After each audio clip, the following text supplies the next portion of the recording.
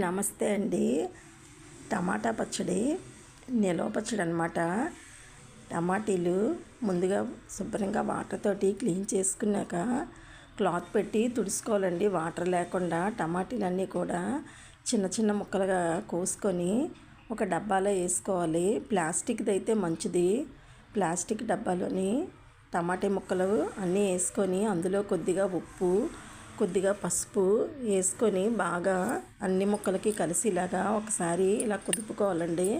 ఇలా కుదుపుకుంటే ముక్కలన్నీ కలిపి పసుపును ఉప్పు పట్టి అవి అలా 3 రోజులు ఉంచాలన్నమాట.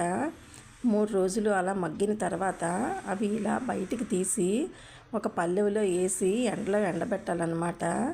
ఇలాగా 2 రోజులు 3 రోజులు ఈ ముక్కల్ని ఇలా ఎండబెట్టాలండి. ఉప్పులో 3 రోజులు ఊరిన తర్వాత అవి బయటికి తీసి ఇలా బాగా 3 రోజులు ఎండబెట్టాలి. బాగా ఎండ కాస్తే 2 రోజులు అయితే సరిపోద్ది.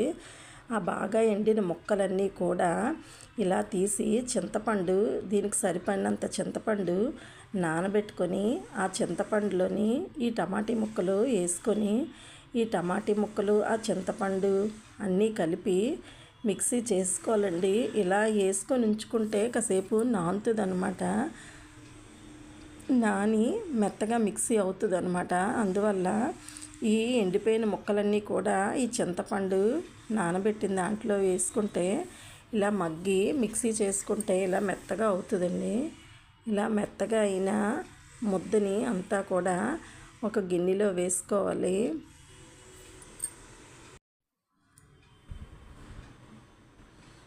వీటికి నూనె ఎక్కువగా వేసుకోవాలన్నమాట. ఒక కళాయిలోని నూనె ఎక్కువగా వేసుకోవాలి. నేనైతే నువ్వుల నూనెతో పోపు పెట్టుకున్నాను అనమాట. నువ్వుల నూనెలోని పోపులు ఎక్కువగా వేసుకొని శనగపప్పు, పచ్చి శనగపప్పు వేసుకొని ఎండుమిరపకాయలు, వెల్లుల్లిపాయలు బాగా చితక్కొట్టి వెల్లుల్లిపాయలు వేసుకోవాలన్నమాట. కరివేపాకు, ఎండుమిరపకాయలు, వెల్లుల్లిపాయలు వేసి బాగా కలిపి పోపు వేగిన తర్వాత ఈ టమాటాది ముద్ద మిక్సీ చేసుకున్నాం కదండి, అది వేసుకొని తగినంత కారం ఎంత సరిపోద్దో అంత కారం వేసుకోవాలి. ఉప్పు ముందుగా నానబెట్టినప్పుడు వేసుకున్నాం కదా, అందువల్ల ఉప్పు చూసుకొని సరిపోతే అప్పుడు మళ్ళీ కలుపుకోవాలన్నమాట. ఇలా వేపుతున్నప్పుడు కారం వేసి దీంట్లోని కొద్దిగా ఆవాలు వేపి, మెంతులు వేపి చిన్నది పొడి చేసుకొని వేసుకుంటే అదొక స్పూను, ఇదొక స్పూనును టేస్ట్గా ఉంటుంది అనమాట. చిన్నది ఇంగువ పొడి, మెంతు పొడి, ఆవ పొడి వేసి కలుపుకుంటే బాగుంటుంది.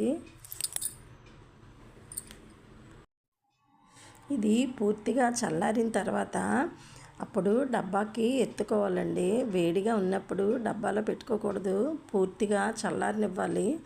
అలా పైన గాలి తగిలిలా ఇలా కళాయిలో వదిలేస్తే పూర్తిగా చల్లారుతుంది. చల్లారిన తర్వాత అప్పుడు మనం డబ్బాకి ఎత్తుకోవాలన్నమాట. ఇది 1 year వరకు నిల్వ ఉంటుందండి. నిల్వ పచ్చడి అనమాట, టమాటా నిల్వ పచ్చడి. ఇది నేనైతే గట్టిగా చేసుకున్నాను. ఇలా గట్టిగా చేసుకుంటే నిల్వ ఉంటుంది అనేసి ఇలా చేసుకున్నాను అనమాట.